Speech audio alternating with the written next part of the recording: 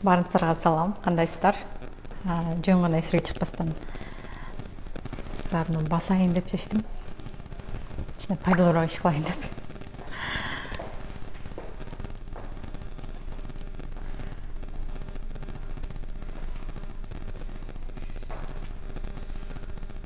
Кичине күтүп эле кошулуңуздар. Жөн турбай басып турайын. Кандайсыздар? Денсаулыктар, иштериңиздер жакшыбы? Угуп атамбы, көрүнүп атамбы? Связь жакшы элеби? Азыр тагып алайынчы азыр.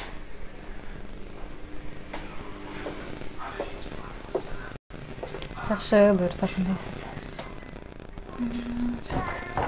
Штатив керек болуп атат мага. Штативге такпасам окшошпой атат. Ошоло. Кандайсыздар? Барыңыздарга салам, кутман кеч. 9 болду, саат ошондо сиздерде.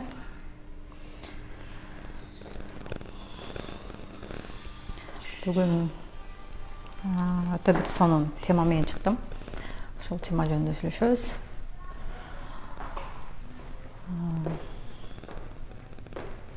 Бир аз кошулушту дел. Мен бүгүн атайын саат Кыргызстан сааты менен 9-да чыгам деп айтканмын стористе.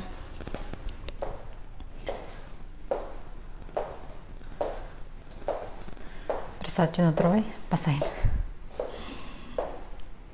Кени бүгүнкү күндүн планын толтуруш керек. Бүгүн кечке мен баскан жокмун. Бүгүн кечке мен сабак тарттым. Бүгүн эле отуруп 4 сабак тарттым. Ошондуктан кыймылдай алган жокмун бүгүн көп.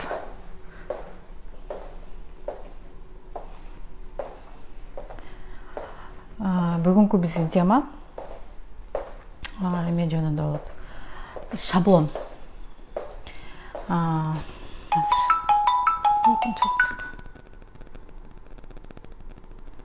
Шаблонный жашоодон чыгуу. Эми шаблонный жашоо деген өзү эмне? Эмне үчүн шаблонный жашоо? Балким ушун менен марафон кылып булап кетемин. Темаларыбыз совсем башкача болот. Башка нерсе жөнүндө айтып беремин. 3 күн балким марафон кылабыз. Бүгүн биринчи күнү болуп калышы мүмкүн. Күндө ушинтип кечки саат 6-да сиздер менен эфирге чыгып турамын. 1 саат. Эми бүгүнкү тема шаблонный жашоодон чыгуу. Өзү шаблонный жашоо деген эмне? Шаблон деген өзү эле айтып турат. Кандайдыр бир окшош эле, бүт бар эле. Шаблон деген өзү эле айтып турат, сөз өзү эле айтып турат. Мындай шаблон бар, мына ошол шаблон менен жашайсың. Конкретный инструкция бар жашоонун, бүт ошол менен жашайсың. Өмүр бою сен ошондой жашоо менен жашайсың деген сөз да. Эми ошол жашоодон кантип чыгабыз? Мына элестетиңиздер, сиз төрөлдүңүз. Мектепти бүттүңүз, допустим, жашап атасыз, ошол жашка келдиңиз. Ата-энеңиз айткан сөз менен, ата-энеңиз эмне десе ошол сөз менен жашадыңыз. Кандай десе ошол сөздөн чыкпай жашадыңыз ушул жашка чейин. Анан бир момент келди. Дальше чечим чыгыш керек. Дальше кантип жашайм? Макул. Ата-энем айтты, оку деди, окудум. Мектепти бүт деди, бүттүм. Мектепти бүткөндөн кийин эмне кылыш керек? Выбор, либо сиз иштеп кетесиз, либо сиз окуйсуз дальше. Билим аласыз, жогорку билим аласыз. И ошол жактан мындай нерсе пайда болот да. Ошол кезде ата-энебиз бизге көбүнчө колубузга карматат экен. Эмнени? Раскрасканы. Обычный эле раскраска. Кимдин кичинекей балдары болсо билесиздер. Раскраска алып боёйт го сүрөттөрдү. Вот дал ошондой раскрасканы ата-энебиз биздин колго карматат экен. Эмне үчүн? Анткени аларда башка нерсе болгон эмес. Анткени аларда мындай башка мүмкүнчүлүк болгон эмес. Ата-энеси карматкан ошол шаблонду, аларга деле ошол раскрасканы карматкан учурунда даярды. Мына сага жашоо даяр, бүт баары даяр. Это мына высшее образование, жумуш, үй бүлө и ушундай нерселер бүттү. Башка эч нерсе жок. Сен просто ошол нерсени аласың дагы, просто өзүң каалаган цветке боёйсуң. Башка сенин выборуң жок. Башка сенин эч кандай кандай десем, жолуң жок. Ушул эле нерсени аласың, бүттү. Эмне алат көпчүлүк адамдар? Ошону алат дагы раскраскана жашоо деген ушундай турбайбы деп алат дагы. Хорошо, эми муну кандай кылып өзгөртсөм болот? дейт да, өзү калган цветке боейт. Бир жагын кара, бир жагын кызыл, бир жагын розовый, в общем. Но смысл один и тот же. Мааниси ошол эле. Анткени бардыгы по шаблону жашайбыз. Көпчүлүк адамдар байкасаңыздар, шаблон менен жашайбыз. Шаблондон чыгып кетип башкачараак жашаган адамдар мындай карайбыз да, колунан келеби экен, келбейби экен, эмне кылып атат, могул че он выпендривается дегендей эле мааниде карайбыз көпчүлүк учурда. Болобу ошондой? Бизге ата-энебиз ошол нерсени карматты. Но ошол жакта бизде эмне бар? Выбор бар. Всегда есть выбор. Ар дайым ар кайсы жакта выбор болот, тандоо болот. Тандоо дегенде либо сиз ошол шаблон менен ошол раскрасканы алып дальше боеп өмүр бою ата-энеңиз кылган эле нерсени, эл кылган эле нерсени, эл деле ушуну кылып атпайбы, мен деле кылам деген нерсе менен жашайсызбы? Же ал раскрасканы мындай коюп, бул жактан холст алып, таптаза апапакай эч нерсе жаза элек баракты алып, өзүңүздүн жашооңузду жазып баштайсызбы? Мына кептин баары ушул жакта жатат. Бул сиздин тандооңуз. Эми азыр мага айтыңыздар, ким кандай жашоодо жашайт? Ошол шаблон менен жашайсызбы, же болбосо сиз өзүңүздүн бараңызды алып, өзүңүз каалагандай боеп баштагансызбы? Мен мисалы ушундай шаблон менен жашагам. Канча жашадым? Университетти бүтүп, магистратураны бүткүчө жашадым. Мен магистратураны качан бүттүм? 2018 бүттүмбү? 2018ге чейин раскрасканы тиягынан боеп, биянан боеп, бир жери окшошот, бир жери окшошпойт. Дал ушундай жашоодо жашаганмын.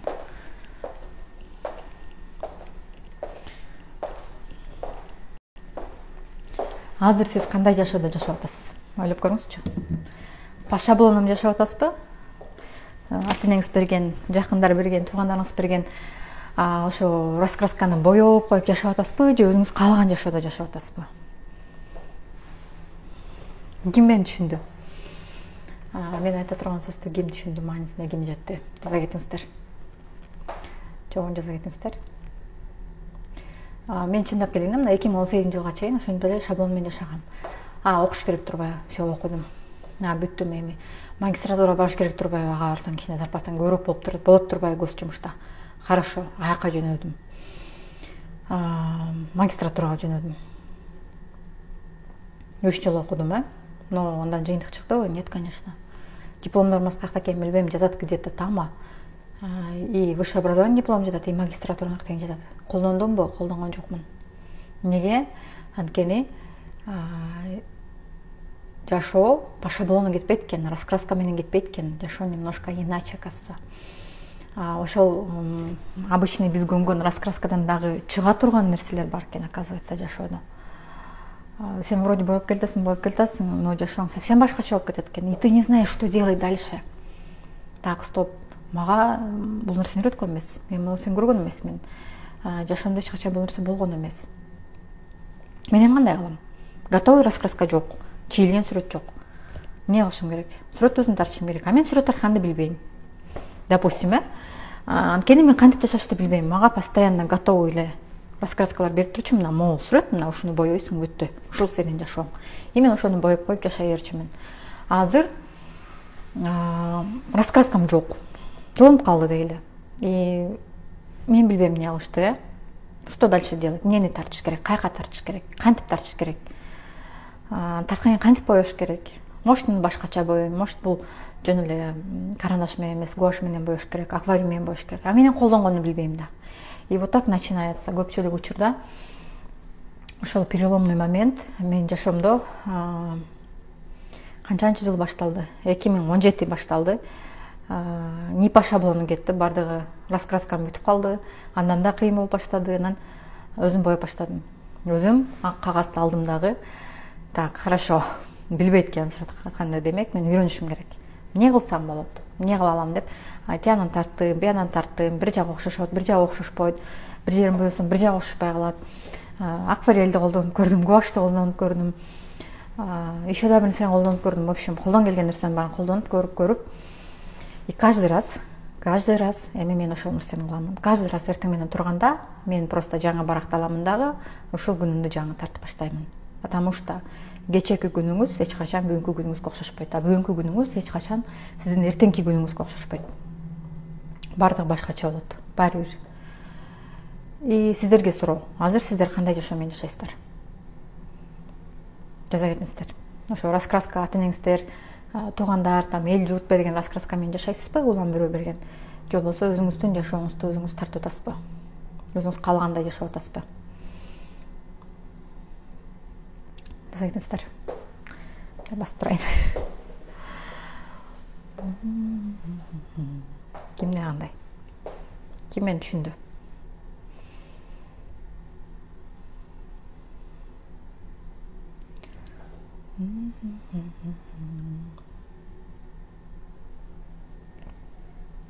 Эгерде ошол мезгилде мага мисалы элдин айтканы менен болгондо, ата энемдин айтканы менен болгондо, мен азыр ушул жерде турбайт болчумун. Чындап келгенде, действительно да. Бул менин тандоом болгон. Жок, мен ушул жака келем, балдарымды ушул жака алып келемин. Билбейм кантип алып келем. Мен даже билген деле эмесмин ошол кезде. Акчаны кантип табам, я вообще не знала.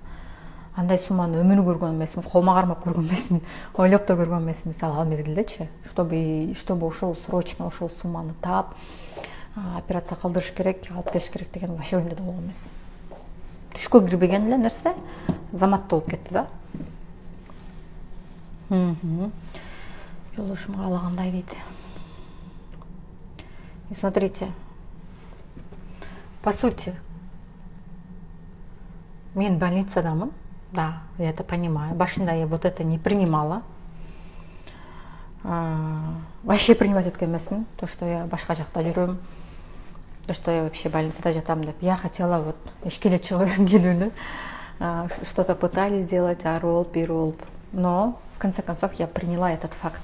Хорошо, мен больницадамын, хорошо. Но бул Кыргызстан эмес. Бул башка мамлекет.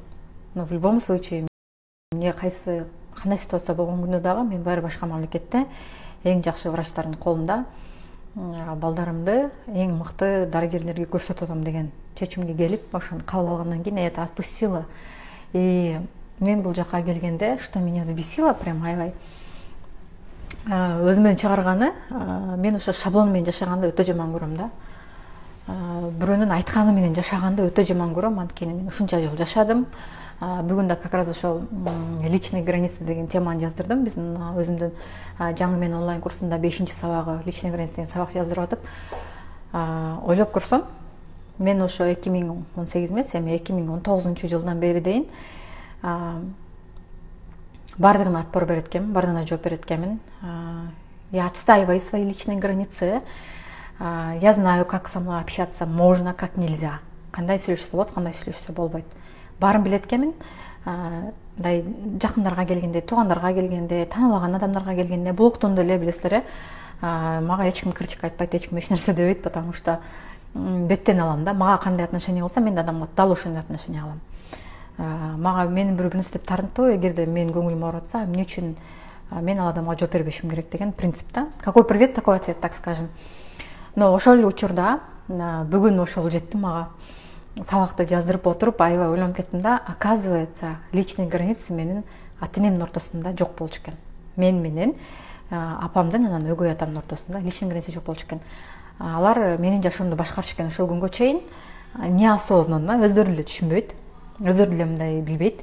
Но менин жашоом менен, жолдошумдун жашоосу менен, балдарымдын жашоосу менен башкарчу экен да. Ошол теманы тык деп мага жетти, момент жетти ошол нерсе. И ошол теманы мен өзүмдүн курсумда полностью раскрывать этип бердим. Эмне үчүн ошол болгон, каяктан келип чыккан, качан ошо личный границы мои были нарушены, качандан баштап мен башка адамдын шаблону менен жашап калгам, башка адамдын айтканы менен жашап калгам. Эмне үчүн у меня там получалось, да, мына сырткы адамдар менен мен сүйлөшүп атам, баарлашып атам, все хорошо, умею выстраивать личные границы, эч ким эч нерсе дебейт, эч ким. Если мне нравится, то я делаю, иду и делаю. Жакса барып кыла берем, жакпаса кылбаймын. И все нормально, да? Но ата энеме келгенде нету такого. Хочу, не хочу, я иду это делаю. Понимаете? И сиздерде деле ошол ситуация болушу мүмкүн. Сиздер жакшы эле кылайын дейсиздер, аракет кыласыздар. Ошо башканын айтканы менен, башканын сүйлөгөнү менен жашагыңыздар келбейт, но неосознанно ошол жашоо менен жашай бересиз. И бул кайталана берет, кайталана берет, кайталана берет. Барбы ошондой нерсе? Айжан айтып атат, жолдошумдун эмеси шаблону менен жашайм деп. Жолдошумдун айткан менен жашайм депчи. Сиздер азыр кимдин айтканы менен, кимдин сөзү менен чындап жашайсыздар? Мага ошону айтсаңыздар. Кантип ойлойсуздар? Өзүңүз каалагандай жашайсызбы, же болбосо башка бирөөнүн айтканындай жашайсызбы?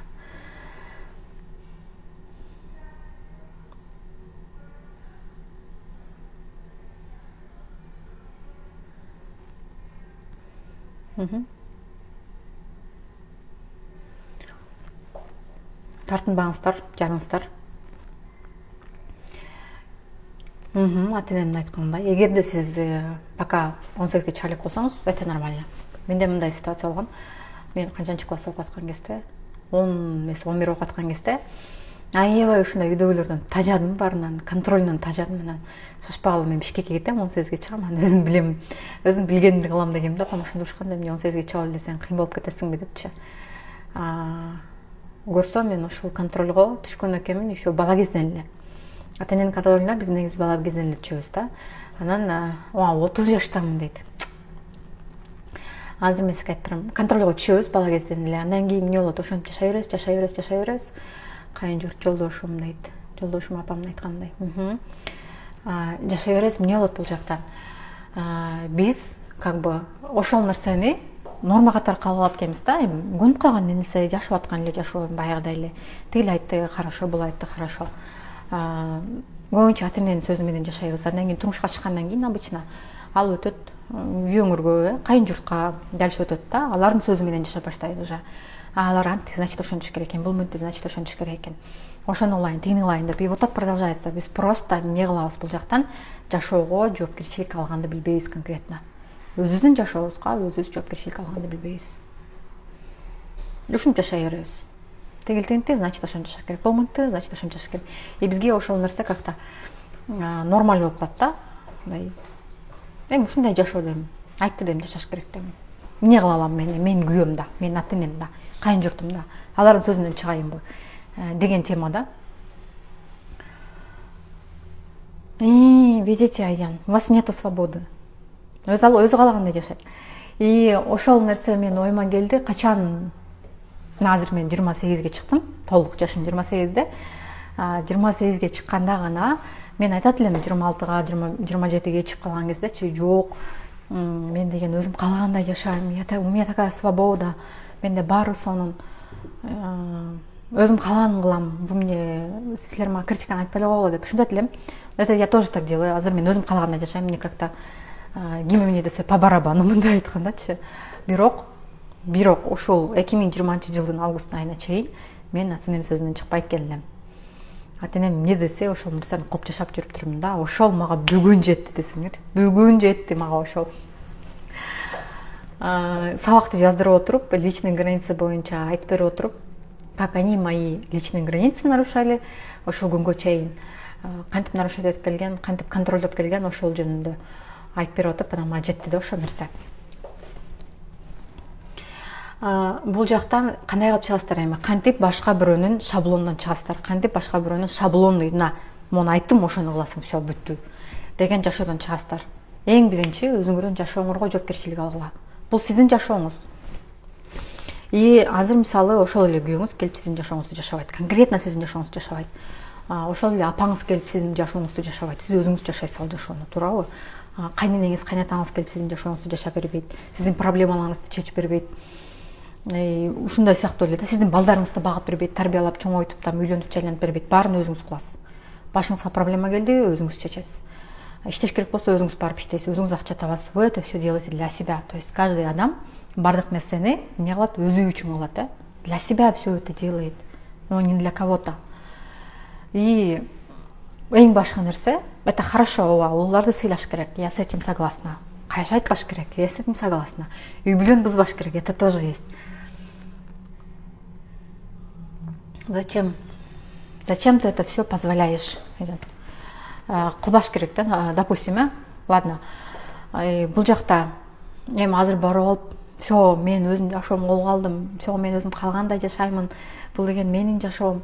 Вы мне, короче, никто, вы ничего не можете сказать деген нерсе. Нет, это вообще категорически туура эмес нерсе, потому что барып эле элестетип эле азыр бир көңүлгө эле, вот сен айткандай жашап жүрүп турмун, мен тигели болду эле. Эште тарс жаап басып кетсе, каково будет вам? Шок болосуңар деп, анча вообще что ли депчи. Мен айтып калган жакшы элеби деп. Каяктан мени угуп келген депчи, мисалы.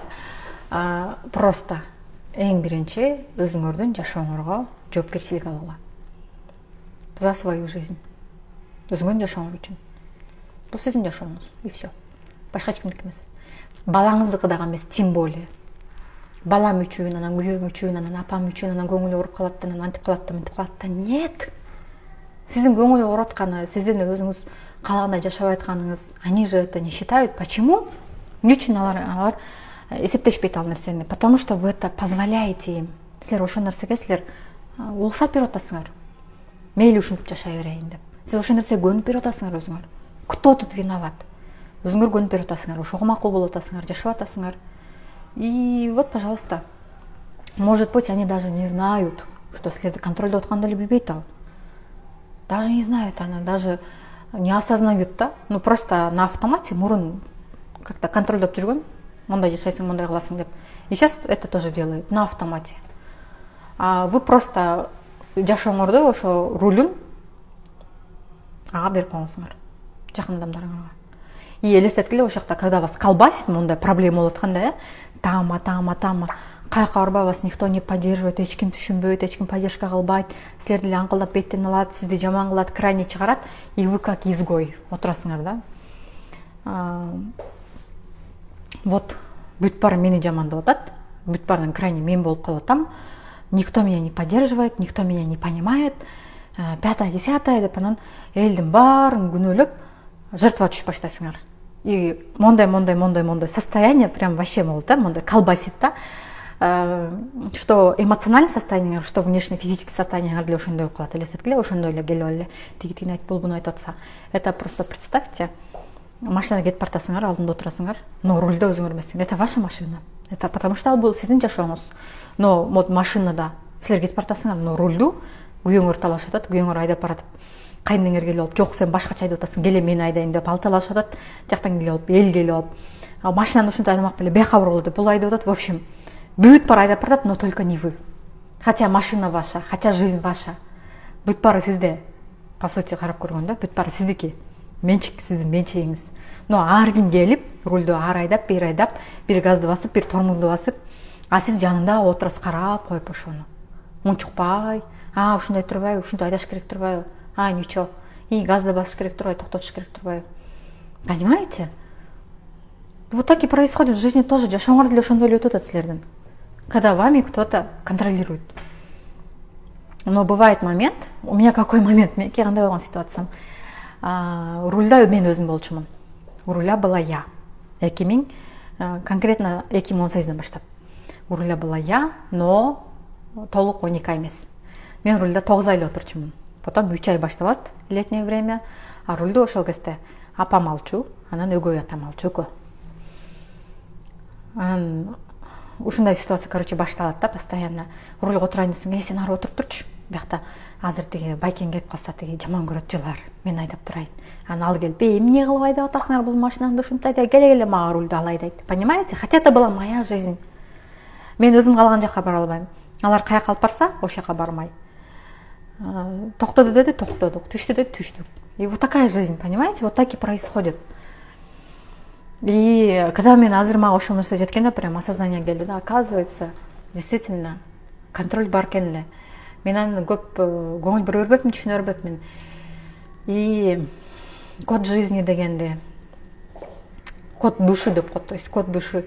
Астропсихологтордон, нумерологтордон карасаңар, ушундай нерсени көп өтүп берет. Анан мен Нурай деген курбу кызым бар, ошо астропсихология боюнча, нумерология боюнча, натальный карта боюнча айтып ошол жагын азыр изучать этип, ошону үйрөнүп келатат да. Анан айтып атпаймынбы, ушундай бар экен.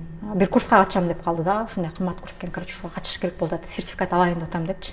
Я говорю, мындай ачыкка чыгып консультация кылып баштабайсыңбы элди десем эле, ой, мен достаточно биле элекмин дей берет да, каждый раз элечи. Анан могуну көрүп көрсөң деп бир аккаунтты жөнөтүп атпайм, мен орус, постоянно орустарды окуймун да, анан ушуга кызыгып жүрүп вообще эле барбай койдум. Короче, астропсихология, астрология мен үчүн эмес экен, кызыкпай койдум эче эле дедим да, там отуруп монтип эсептеш керек, это не моё деп анан жөнөтсөм, карап чыгып анан күлүп атпайбы, вот это чё деп атпайм, вот это код души деген көрүп алып күлөт да, бул эмне депчи, 1000 рубльга консультация алат экен деп. Мен ушуну алайын деп албай жүргөм, эче эле десем аткарат, сен мага 1000 рубль карызсың деп күлүп атпайм, посмотри на меникин карап берчи дедим да. Ну, код, что это вообще такое? Просто расскажи, мондай десем. В общих чертах ал айтып берсе, бир ашып кетсе 1 минуталык информация болду да. Бул сен деле ушинтип айтпайсың деп атпаймынбы? Ну, элестетсең, бул деле 1000 рубльга сатып атат го, на этом же она зарабатывает деньги десем. Элестет дейт, сен курсуңду 3000 сомдук курсуңду 1000 сом кылып койдуң дейт. Анан так мына темаларыбыз, так биринчи темабыз бул, экинчи темабыз бул деп туруп, полностью тема рассказала дейт. Мына ушул темалар болот курста, все. Ушундай эле кеп дейт да, салыштырып берсе, мен аябай таң калдым да. Неужели ушундай эле обобщенный информация десем, ооба дейт. Анан ошол жактан көп нерсени эле айтып берди мага, но много чего я не запомнила, но бир нерсе эсимде калды да. У тебя есть, короче, над тобой контролируют деди да. Над тобой есть контроль родителей деп атпайбы. Десе я такая в шоке. Ойлоп туруп, мен эч ким эле контролдобойт, ата-энем тем более дедим да. У меня нету такого, у меня личные границы, все есть. Кайнжуртум вообще тем более. Эч ким аны контролдобойт мен деп ойлонуп, анан бүгүн ошол теманы айтып атканда до меня дошло. Реально есть контроль. Качан мен күзүндө аябай ызы чыгып жайында өгөй ата менен урушканда дагы апам мени канча контролдоду. Сен деген бар, мен кызымсың, сүйлөшөсүң, кайда кетмегилең. Мен туулган күнүм болуп атса, жаңы жыл болуп атса, потом туулган күнү болуп атса, чё не поздравляешь, давай звони, давай сүйлөш депчи. Это тоже контроль, это тоже нарушение личных границ, я вам так скажу. Если я не хочу бир нерсени каалабасам, мен ал нерсени кылбаймын да. У меня есть, не знаю, каалабаймбы, кылбаймбы, мен вот такой ушундай бир эмем бар да. Через себя я переступать никогда не буду. Через себя мен вообще өтпөймүн да. Андан бери канча өттү, 6-7 ай өттү. Ал ситуация бүткөндөн бери, ну сколько прошло, мен до сих пор сүйлөшпөйм да. Телефон чалса, ну жолдошуп сүйлөшүшү мүмкүн, он уже, не знаю, сүйлөшүп атат. Потом балдар сүйлөшөт. Мага телефон келгенде либо я отключаю, либо берип коем, либо чыгып кетем да. Мне это некомфортно. И оказывается, этот контроль есть, оказывается. Я это не осознавала, мурун түшүнбөй эле, билбей эле. Анан быйыл да айттым, жайында келесиңер да көлгө деп атпай апам баягыда. Я говорю, нет, барбаймын көлгө. Неге барам? Десем, ана такая в шоке едим. Неге келбейсиң, балдар менен келесиң? Я говорю, нет, барбаймын мен көлгө деп атпаймынбы? Я каждый год барам ошо көлгө. И меня там колбасит вот так, потому что надо мной контроль постоянный, да. Менде вот сопротивление болот эле да, барат элем, бирок вообще жакпайт эле да, вот аура, вот это все не нравится. Вроде үй бар, все хорошо, нормально, там көлдүн жээгинде жыргап жата берем. Нет, мне это не нравится. И барган сайын мне вечно проблемы в отношениях, проблемы в финансы, потом балдарым ооруйт, еще бир нерсе болот, короче, мондай эле боло берет эле да. Я вообще не понимала, что происходит депчи. Анан тоже ошол боюнча дагы ошо астропсихологдун, нумеролог деп коеюнчу, айтканы бар эле да. У тебя үйгө барганда, вот когда дом, у тебя там страх. Үй, ассоциация страх дейт да, страх. Что там ошо үйдө тынч эмес. Там защита жок. Деген у тебя есть такой страх деген да. Ошондо ойлонуп, я сказала, это еще давно было, көп болгон да мага айтканда, ооба деген да, у меня есть такой страх. Бар ал нерсе.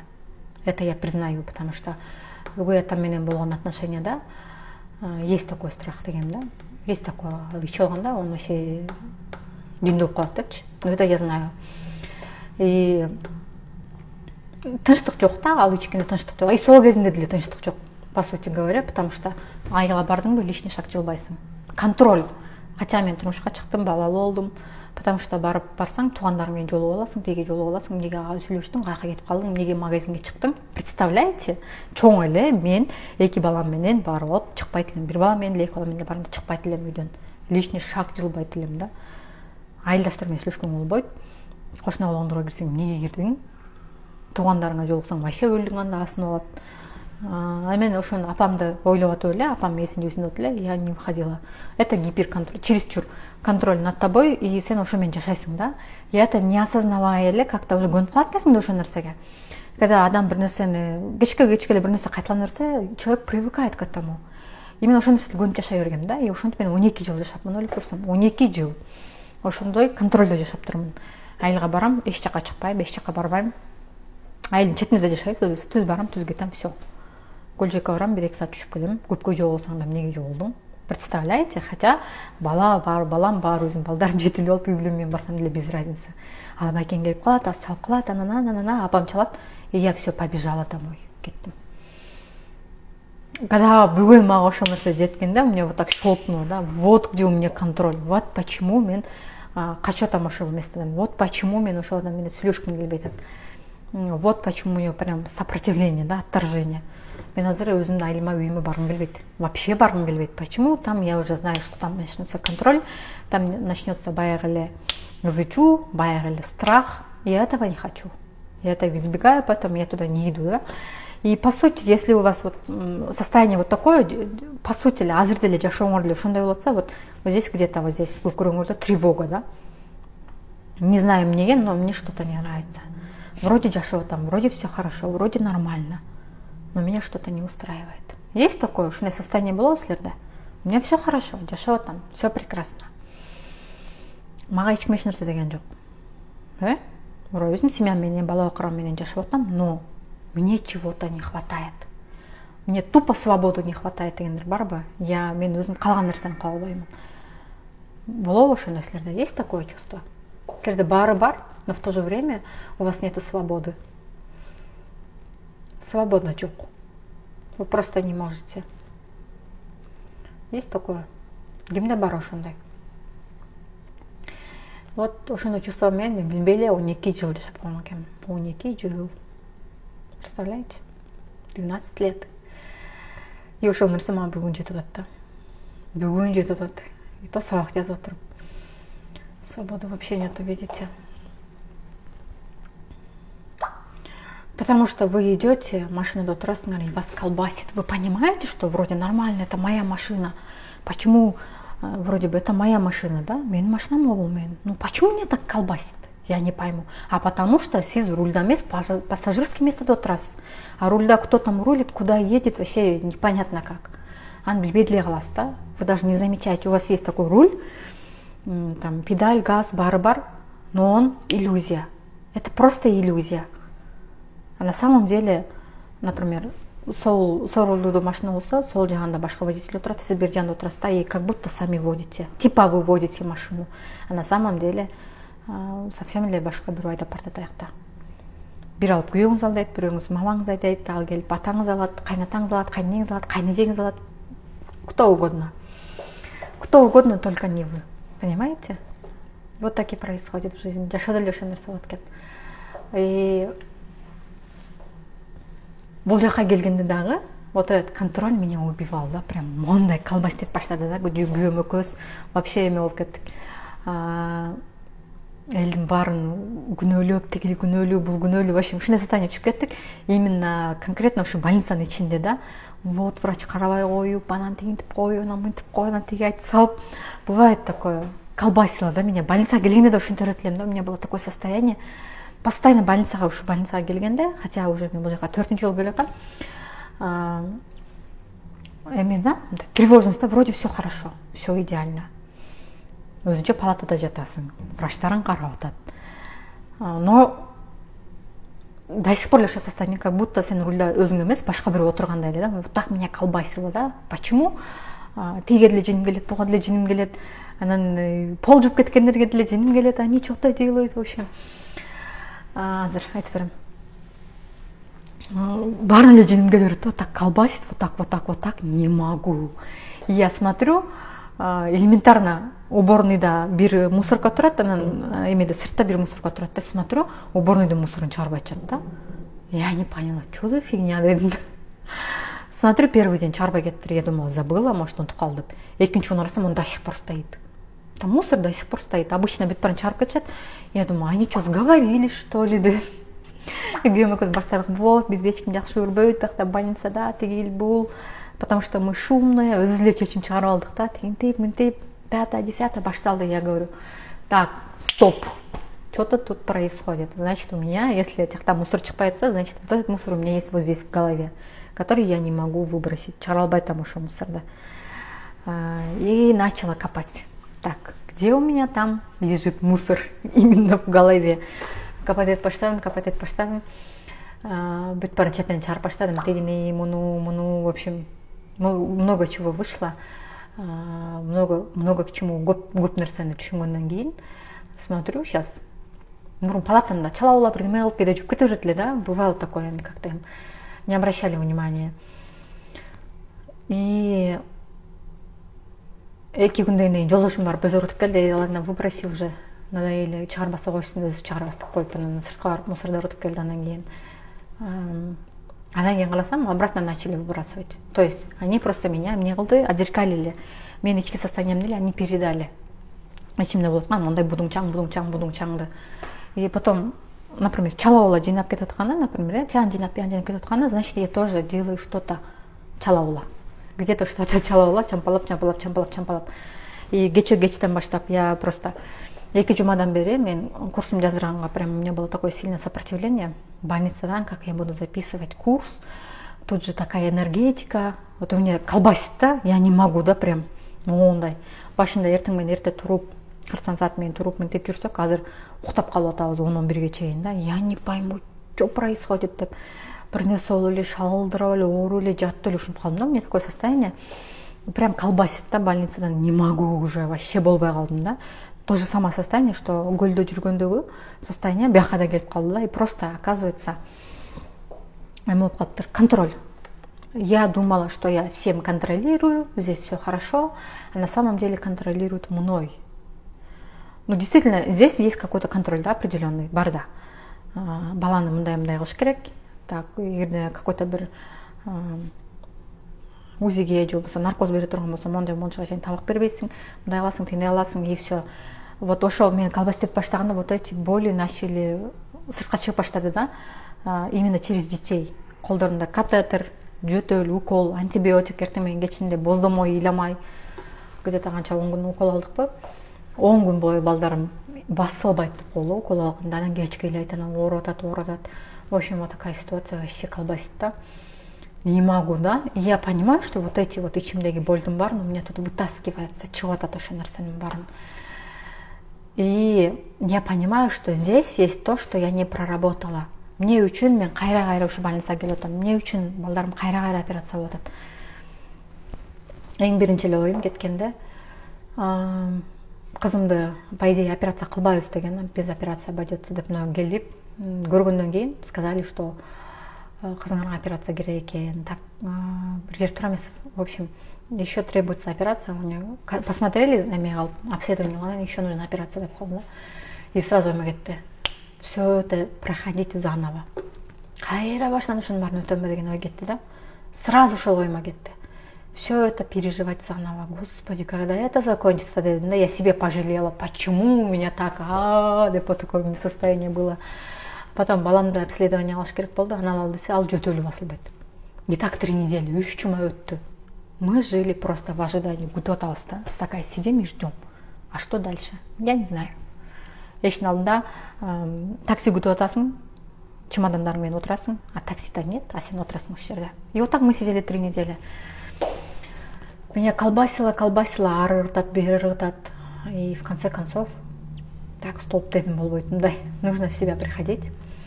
Колго алыш керек. Өзүм стористен жоголуп кеттим. И салдым, конкретно салдым стористен дагы. И ошол моментте стористен дагы ошондой концерт башталды, да. Мне жөнүндө болуп кетти. В общем, бир тема болуп кетти, про личные границы, по-моему, да. Ой, тияң тигинтип калыптыр, бияң мынтип калыптыр. Ошол моментте чыкты, да. Именно ошол моментте. Когда я в нормальном состоянии, бул нерсе болбойт, да. Хейт жок менин эмемде, аккаунтумда ал кезде хейт жок болот. Последние полгода, по-моему, мага эч кандай деле эме жазган эмес. Кандай десем, критика деле жазган эмес, да, такого не было. И когда вот мен состоянием өзүмө чыгып кеткенде, мондай, когда меня колбасило, все начали тама, келип врач урушуп, анан коронавируска тест алып, изоляцияда жатып, короче, ушундай каша болдук, да. И тут то же самое. Пока адамдын состояниясы өзүнө келгенде, когда человек сам приходит в себя, так, стоп, остановись. Жашоо меники. Өзүм жашаймын. Что, где я не то делаю. Качан адам бүт жашоосун анализдеп баштаганда, вот ошондон все приходит в свои места. Потому что качан адамда вот колбасит, бияка, он сам не понимает, что вообще происходит в жизни, жашоосунда эмне болуп атканын билбей, тигини күнөөлөп, муну күнөөлөп, жертвага түшүп баштаганда, вот тигил күнөөлөп, бул күнөөлөп, бүт проблема баары үйлөрөт да үстүнөчү. Үйлөрөт. И ожидание, еще ожидание болду. Я, кажется, постоянно живу в ожидании. Сен күтүп жашайт экенмин да, постоянно могул болсун. Кимде бар ушундай ожиданияда, ким жашайт? Я это знала, ожиданияда жашарымды, но я не думала настолько кенче, потому что азыр 4-нчү неделе кетип атат жатканыбызга, эч нерсе боло элек, ни операции, решение да чыга элек про операцию, то есть я живу в ожидании. То есть ушул жака келип аткан опытын я должна осознать, для чего я каждый раз ушул ситуацияга келип калып атам. Каждый раз ушул ситуация, и это каждый раз повторяется. Почему? Потому что у меня есть уроки, которые я еще не прошла. Ушактагы сабактарды мен до конца ала эле экенмин. Ошол сабактарды до конца өтө элек экенмин да. Ким ошондой ожиданияда жашайт. Вот понедельник башталсын, жаңы жашоону баштайм. Бизде өтө көп айымдар мага жазган, мына күндөлүктү алдым. Жаңы жылдан кийин жазып баштайын, же понедельниктен баштап жазып баштайын, же кийинки айдын биринен баштайын деп атам депчи. Я говорю, эмнени күтүп атасыздар дейм да. Что вы ждете? Бүгүн баштабайсызбы? Азыр колуңуз калыңыз, азыр толтуруп баштабайсызбы күндөлүктү? Эмнеге күтүп атасыз? Либо курска келейин, но азыр акчам жок болуп атат, кийинкине барат окшойм да, күтүп турайынчы бир аз. Шартым болгондо. Ждете, да? Шартым болгондо. А шартыңыз качан болот? Это вам решать. Аны сиз чечесиз. Шартым бүгүн болот же эртең болот деп. Вот я решила, шартым бүгүн болот же болбосо, не знаю когда, но да бирөө ошо рулду, да бирөө айдап, да бирөө ошого жеткиргенде, ошол точкага жеткиргенде болот деп. Мы так и живем. И я тоже, да, ошондой состояние түшүп калган экенмин, состояние ожидания. Вот балам операция болсун, анан я вот это сделаю. Бул мындай болсун, анан вот это сделаю. И вот такое ожидание. Просто күтүп жашап калганмын да. А время-то проходит, а пока ошол ожиданияда сиз жашагы чакты, бир нерсени күтүп жашагы чакты, у вас вот так колбасит, вы не можете прям не болуп кетет экен деп ары басасыңар, бери басасыңар, нерв болосуңар, ойлоносуңар, столько нервов тратите. Бир нерсени күтүп жашаганда всегда происходит так. Всегда так происходит. Сиз пока аны күткүчү окутуп, тияктан проблема келе берет, бияктан проблема келе берет. И мына убакыт жетип калды, мына дегендегиче кайерда бир проблема келип калат. И так постоянно. И так постоянно. Потому что бизде мына эртең алабыз деп атканда, обследование алабыз, наркоз беребиз дегенде жөтөлүп калат бала түнү менен. И на утро все, балаң жөтөлүп жатып калдың да кайрачы. Понимаете? Да, видите, потому что мне очень интересно, потому что я вот это тоже пережила. Последний 4 жума ушу больницага келгенде, вот ошол жашоодо жашадым. И жашоо мага ошол нерсени көрсөтүп койду да. Кудай таала мага көрсөтүп койду. Эй, стоп, көзүңдү аччы. Мен сага тиянан чыксам дагы, биянан чыксам да көрбөй атасың го. Мына сага деп туруп мага конкретно ушул ситуацияны берип койду да. Көзүңдү ач депчи. Не ожиданияда жашап атасың, неге күтүп жашап атасың? Почему ты что-то ждешь? Эмне үчүн албайсың да, кылбайсың депчи. Просто бери и делай. Эмнени күтүп атасың деп. Сопротивление, вот сабактарымды жаздырып башташ керек болду. Я уже хочу вот улам прямой эфирге чыкпай, конкретно сабактарды четко, ясно жаздырып коюп и дальше жылайын деп. Я жду, да, күтүп отуруп калдым да, я жду. Курстун 2-нчи айда улантайын деп, я жду. Сейчас подожди, могу курсту окуп алайын. Сейчас я посмотрю, мояктан, что, какие практики нужно взять. Я на себя попробую ушу практиканы. Если сработает, я другим дам. Анан кылам деп, ушинтип күтүп атып. Я вот это ждала, оказывается.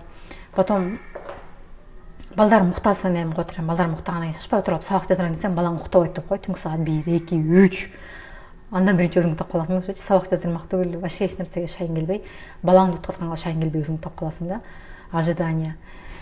И для чего я просто себе решила, все, стоп, я не буду жить в ожидании. Анан менде мындай ожидание болуп вот Кыргызстанга барайын, курстарымды все идеальный кылып, сонун кылып жаздырамын, и я начну деп. Деген ойго токтолгонмун, деген ойго токтолуп чакты. Акыркы потокто бир нерсе болуп сөз болуп кетти. Я говорю, все, принципиально мен курстарды 1 апрелде доступты жабам дедим. Я закрою и все. Ушунча 3 жумадан бери көрбөй жүргөн сабактарды 5 күн убактыңар бар, көргүлө. Это ваша ответственность дедим да. Силердин жоопкерчилигиңер. 3 жумадан бери көрбөй эмне кылып жүрөсүңөр? И мне тут такая бирөө жазып атат да. Агерим мен деген 3 жумалык курсту кантип мен 5 күндө көрүп кетем депчи. Я говорю, 3 жумадан бери эмне кылып жүрөсүз деп атпаймынбы? Но мен шартым болгон жок, эми жылып жүрдү. И я тут узнала себя, да. Я тоже улам бир нерсени тяну. И до меня дошло. Это было еще одним уроком. Ошол любой жактан сабак алган үйрөнүш керек да. Любой жактан түшүнгөн үйрөнүш керек. Жашоо сизге эмнени көрсөткүсү келип атат, эмнени айткысы келип атат ушул нерсе менен. А сиз болсо тянан биянан чыгып кетесиз дагы, ой, проблема деп ыйлап сыктап кетесиз дагы, и все забываете. Любой нерседен для себя нужно брать что-то. Стоп дедим, так. Кийинки поток у меня 5 апрелде башталат. 5 апрелде я уже вот эти записи не хочу давать дедим. Жабам мен бул сабакты, өчүрөмүн, это не надо дедим дагы. Кече отурдум, балдарым эрте уктады. Нормально, все хорошо. саат 10-да укташты, 9-да 10-да укташты. Сабактарымды жаздырып отурдум, где-то бир 2-ге чейин 2 сабак жаздым, все пошла. Бүгүн воскресенье, эртең турдум, күйөөм айттым, давай мен сабак жаздырам десем, давай кете бер деди. Түшкө олдой түштүм, биринчи ташка отурдум, никого нету, эч ким жок. 2 саат отурдум, 2 сабак жаздырдым, келдим. Отуруп телефон зарядтадым, обед кылдым. Күйөөм кайра кетпейсиңби, сабактарыңды жаздырган деди. Кайра кеттим, кайра 2 сабак жаздырып келдим. Кирдим, ужин кылдым, чыгып кайра мына сиздерге прямой эфирде отурам, понимаете? Можно было просто вот так решить ушу проблеманы чечип койсом болот эле. Но нет, мен Кыргызстанга барганда анан жаздырам деп күтүп аткам. Кыргызстанга барганым улам тянется да тянется. Жылып атат, понимаете? Пока сиз ожиданияга жашай бергенче, пока сиз башка бирөөнүн шаблону менен жашай бергенче, жашооңуз ошондой өтө берет. Пока сиз башка бирөөнүн сөзүнө кирип, башка бирөөнүн жашоосун айткан дегендей болуп жашай бергичекти, сиз ошол эле жашоодо жашай бересиз, ошол эле проблемалар боло берет, ошол эле нерсе кете берет. Пока сиз ой мындай болсун, жакшы ситуация болсун, жакшы бир эме келсин, жаз келсин, күз келсин, жай келсин, анан бул болсун, тигил болсун деп ойлонгуча, улам бир ситуация боло берет, что мына мен өзүм бурулуп отурам дегенде эле улам бирөө келип калат. Давай отуруп турар жагыңда деп. И постоянно ушул ситуация айлана берет. Пока белгисиз. И постоянно ушул ситуация боло берет. Понимаете? Пока сиз чечим чыгарып, так, стоп. Все, уходим, жылабыз артка. А вообще лучше выходим из машины, мага кереги жок адамдар. Остаются только те, кто мне нужен. Мага элдин сөзү, анан тигил бул 5-10 адам кереги жок. Анан тигил тайжайм, анан тигил кошунасынын сөздөрүнүн кереги жок. Давайте выходите из машины. Машинадан чыгабыз. Рулга өзүм отурам, все. Это моя машина, это моя жизнь. Бүт баары меники. Так что давайте. Кимге керек болсо, жаныма отуругула пассажир болуп, все, не надо. Келип алып менин машинамды ары бери айдап айлабагыла. Дейсиздер дагы. Чоң рахмат. Жоопкерчиликти алыңыздар.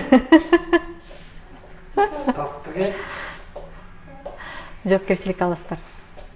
Андан кийин, анан күтпөйсүздөр. Качан мейлим карып калбады, кайнем карып калбады, макул.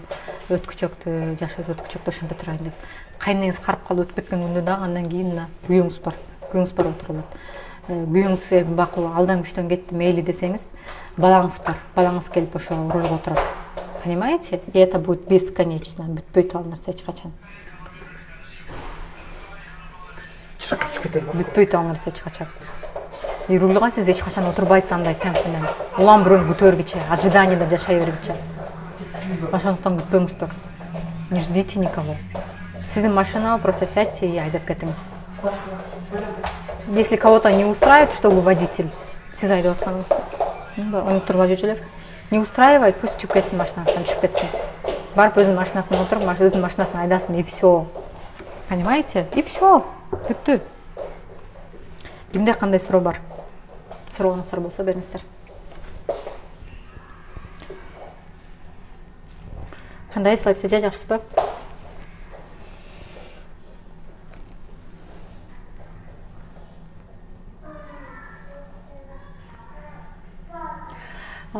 Ким эгерде хорошо рулга отурайын, бирок мен машина айдаганды билбеймин да десе, анда сиздерди 5 апрелде баштала турган жаңы мен аттуу онлайн курсума чакырамын. Ошол жактан өзүңүздүн машинаңызды, жашооңуздун рулун колго алып айдаганды үйрөнөсүздөр. Мен бардык нерсени практика жүзүндө, мына азыр өзүм практикамда кандай өткөн болсо, ошол нерсенин баарын практика жүзүндө бардыгын айтып беремин. Алар эсеже бизде 8 потокко чыккан. Ооба, эфирде сактайм сөзсүз түрдө. Курска мурун катышкандар тоже кайра келсеңиздер болот, потому что мурунку сабактар уже жабылып атпайбы, мурун ютубта өтчүмүн. Ссылка менен анан сабактар жабылып калчу. Мага личкага жазсаңыз, мен сизге Бишкекте болсоңуз, мен сизге кайынсиңдимдин номерин берем, ошо кайынсиңдимден алып алсаңыз болот. Региондо болсоңуз салып жиберет тоже. Чоң рахмат. Хорошо. Элнур эже, ошону айтып атпаймынбы? Берите руль в свои руки. Өзүңүздүн жашооңузга жоопкерчилик алыңыз. Ну хорошо, жоопкерчилик алдым. И что дальше? Мен машина айдаганды билбейм да десеңиз, анда уже на курс. Потому что курсы по вождению, чисто машина айдаган курсы 2 ай турат практикасы менен, 2 ай, а менин курсум жашоонун, өзүңдүн жашооңду өзүң башкаруу боюнча курс 3 жума. 2 айдын да кереги жок, 3 жума. Мурун курска катышкандар, Так, новичокторго мурун кийин курска катыша электер курстун баасы 3000 сом турат. Мен сабактарды жаңы жаздырып атам. Мен мындай мне надо, все керек мага деп эле акырындык менен айтасыз аны. Ал уже личный граница. Личный граница. Практика жок. Лариса же практикада керек сөз турду. Курс 3000 сом турат. 3000 сом ичинде эмне? Закрытый Instagram аккаунт. Азыр Instagram баракчага бүт сабактар жаздырып атам. Сабактар 40 минутта, 50 минутта, 60 минутта бардыгы. Андан кийин 3000 сомдун ичинде эмне бар? Андан тышкары кураторлор бар. Кураторлор сизге жардам берет. Бардык суроолоруңуздарга жооп берет.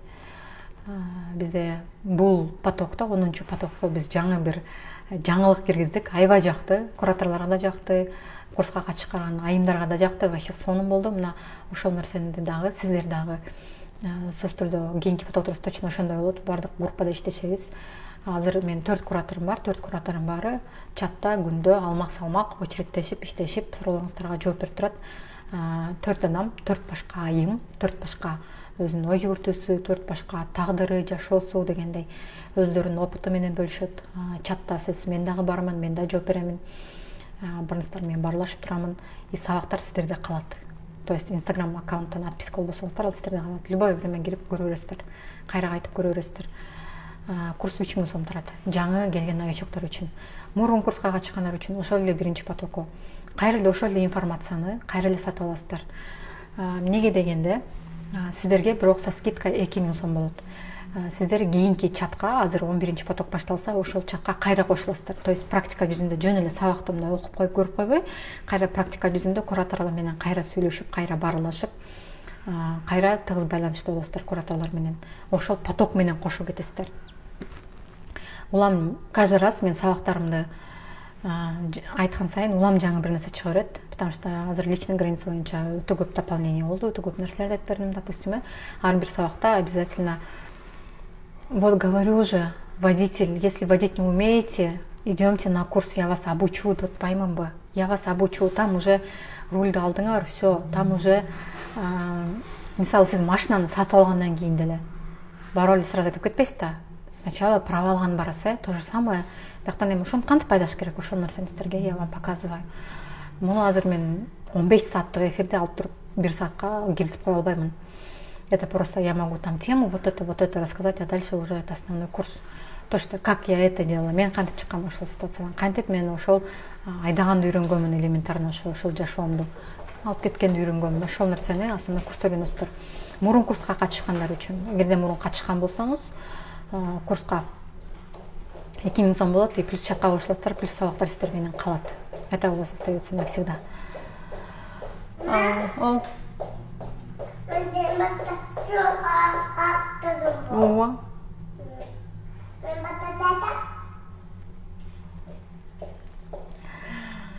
Почему, Лариса, чего вы ждете?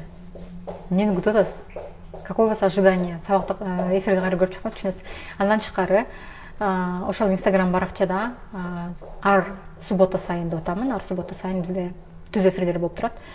Түз эфирлер мурунку потокко, кийинки потокко бүт баарына. Получается, ким ошол аккаунтта подписан болсо баарына эфир чыгып турат да. Конкретно бир жума ичиндеги самый основной суроолорго жооп алып турасыздар түз эфирден. Кураторлордон 24/7 бир жума бою жооп аласыздар. И плюс менден дагы бир жумада 1 саатка мен эфирге чыгып турам.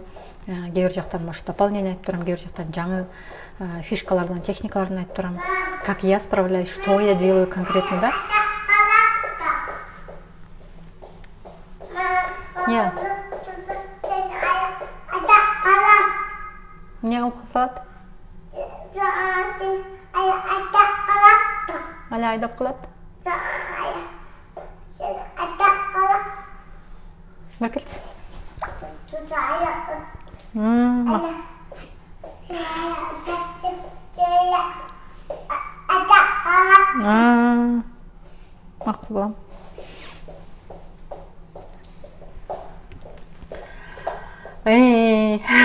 Кстати, сиз в прямом смысле түшүнө алыңыз. Вот. кеп ушундай. Ошондуктан сөзсүз түрдө жашооңузга рульду алыңыз. Рульга отурдум, мен айдай албайтам десеңиз, ужасно курста күтөм сиздерди.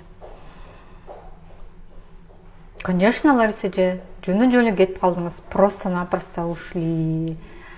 Сизди кураторство алайын деп аткам, но сиз башка командага кетип калгандан кийин я уже передумала, потому что если это мой человек, то до конца мой человек болуш керек бүт жагынан.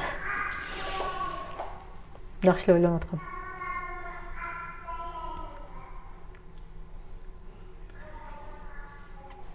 Вот. Айдаганды үйрөнгөнгө келсе, давайте. Рульга отурдуңар, но не знаете, куда дальше, так, стоп. Где газ, где педаль? Кантип иштетиш керек? Кантип жүрүш керек? Каяктан катуураак айдаш керек? Каяктан акырыраак айдаш керек? Ошол нерсенин баарын уже курста үйрөнөсүздөр. Вот. Нужно уметь говорить нет. Жок дегенди үйрөнүш керек. Ну, для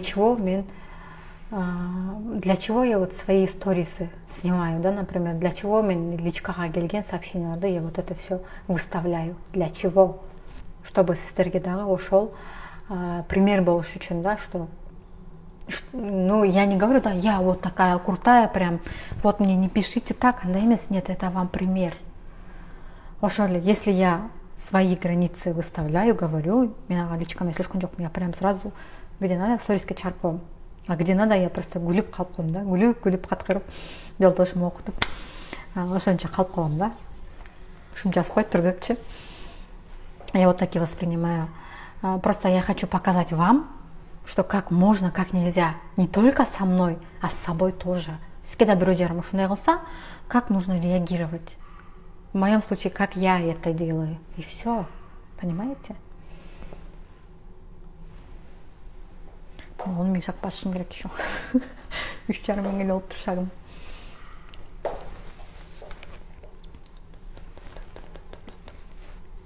Но качан адам конкретно бир решение чыгарганда, он просто берет и идет до конца. До конца барат. И не важно, что там происходит, какой трэш там происходит. Кетет до конца, в любой случае. Потому что менде мындай эме болду. 25 март, по-моему. Сегодня у нас 28-го, 25-нде ойлонуп отуруп мындай деген чечимге келдим да. Так, мен бүгүндөн баштап 10 000 шаг кылышым керек. Саатты карасам, саат 10:30 болуптур. 12 1,5 саат калыптыр. Менин шагым бир 2000 экен да, ашып кетсечи. То 1,5 сааттын ичинде, как я делаю 10 000 шагов, чуркап жүрүм. Палатанын ичинде чуркап атам, басып атам, короче, в общем, ушинтип атып, мен 11:45 дегенде 10 000 шагты кылып койдум. И вот тогда я уже мээм ишенди, я, оказывается, могу так делать. Кыла алат экенмин го. Неге кылбайтам? Потому что нету мотивации. Для чего? Эмне кылам басам? Зачем? Можно же полежать, отдохнуть.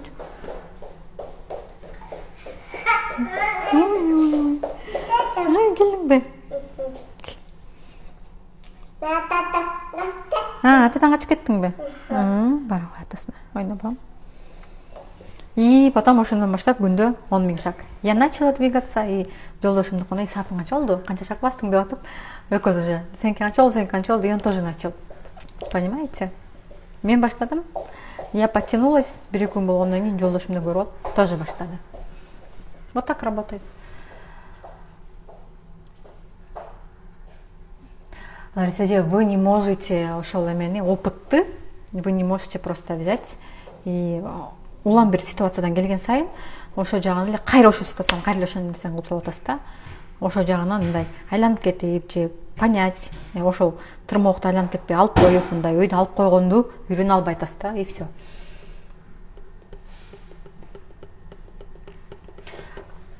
И силер барасыңар, и наступайте одни и те же грабли, жана гематит аткандай, натижеге аткандай туура эле да, кайра бар эле ошол эле тырмоокто кайра баса бересиңер, кайра чекеңерге дуң деп тие берет ал нерсе. Каждый раз өзүңөргө сөз бересиңер, все, это последний раз деп. Но идете и снова кайра ошол нерсени баса бересиңер. А не факт, что бараты ошону баспай, карап көрүп туруп акырын алып мындай, акырын эле четке чыгарып коюп, анан дальше басып кетсе болбойбу? Либо мындай айланып кетип басып кетсе болбойбу? Почему нет?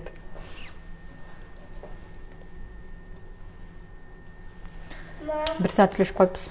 Билбей эле. Бизде саат 7 болду. Жети болду.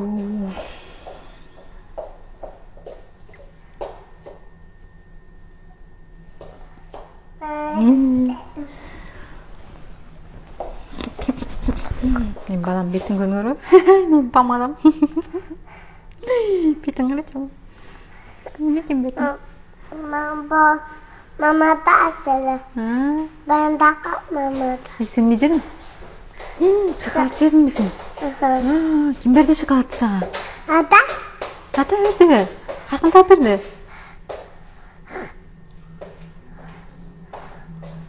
Ооба, иштеп элек. Просто мен азыр негизи адам күндө бир 10 000 шаг басыш керек да. Норма, это норма, да? Бүт барлар адам нормасы. Вот ошо норманы басып атам. И чтобы кичине энергия болуш үчүн, а то мен вообще жатып эле калдым. Я смотрю фильмы, күндө 2 фильм стабильно смотрю. Күнүм эмне болуп өткөнү непонятно, в общем, жатмай, тамак жемей, ушундай жашоо болуп кетти да. Когда вот басып мындай движение кылсаң, кичине эме пайда болот да. Энергия пайда болот. Сен канча болушаң? Ай, 5848 болупту. Жолжумду. Мен 3,5. Всё, дальше мен басышым керек уже. Ошо барыңыздарга чоң рахмат. Барыңыздарга ийгилик. Көрүшкөнчө. Мен азыр дагы ойлонуп чечип көрөм. Болбосо бүгүнкү марафонубуздун бул биринчи күнү болот. 3 күндүк марафон кылабыз. Тими тетип көктө биз барганда Украина ошол. Ооба. Сен касың? Көк. Тетиги. Узун ичке көк зданияны көрүп атасыңар, ошоко чейин жол барчыбыз биз. Биягы эскайттын наржагы Мариморе. Биз билгенибиз, биякта бир магазин, биякта бир магазин бүттү, башка эчтеке билбейбиз. Биякта бар, биякта. Бияк артыста да бар анан. Биякта да билген магазин бар. 4 тараптын билебиз да. Сен билесиң да. Вот.